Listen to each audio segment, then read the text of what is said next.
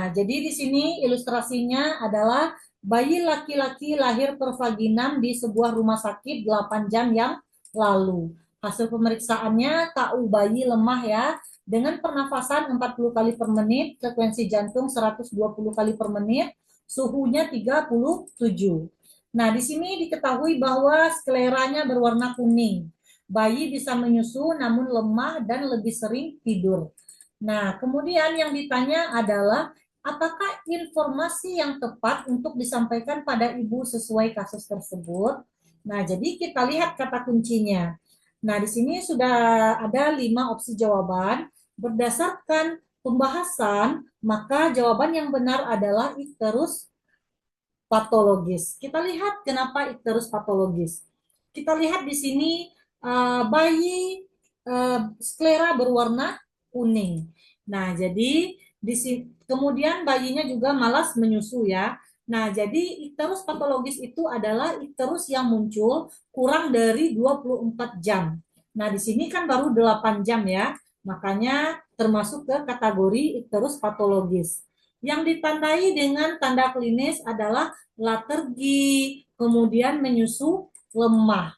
Nah, di sini juga bayi bisa menyusu namun lemah ya.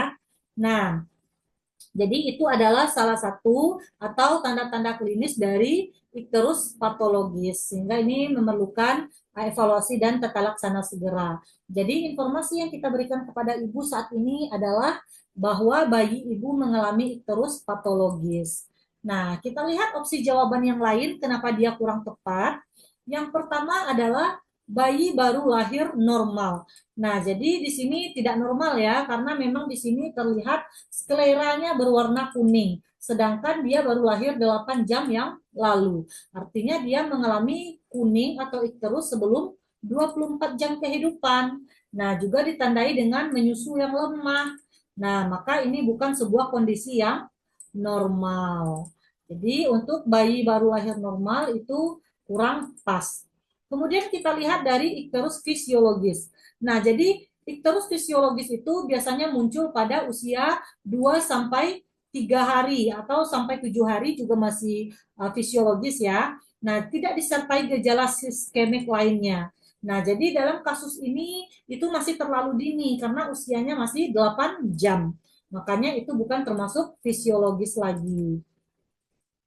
Nah, kemudian kita lihat opsi D, kren icterus. Nah, jadi kita harus tahu, kren icterus itu merupakan sebuah komplikasi berat dari hiperbilirubinemia ya.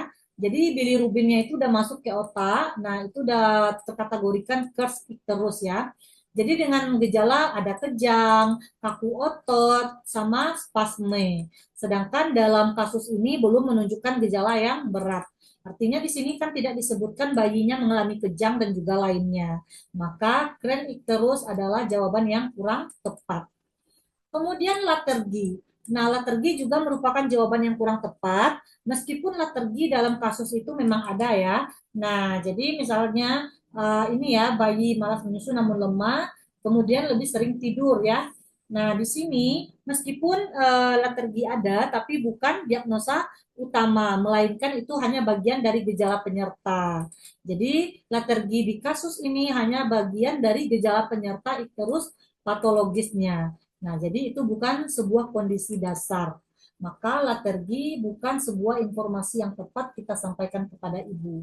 Jadi berdasarkan ilustrasi kasus ini dengan kata kunci sklera berwarna kuning, bayi menyusu namun lemah, dan lebih sering tidur adalah menunjukkan gejala icterus patologis karena usianya juga masih 8 jam. Oke, semoga bisa dipahami.